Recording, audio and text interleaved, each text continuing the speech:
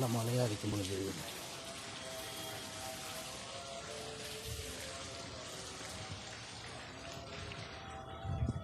சிறு சிறு தூரல் பழைய காலத்து மழை தண்ணி மாதிரி இருக்குது.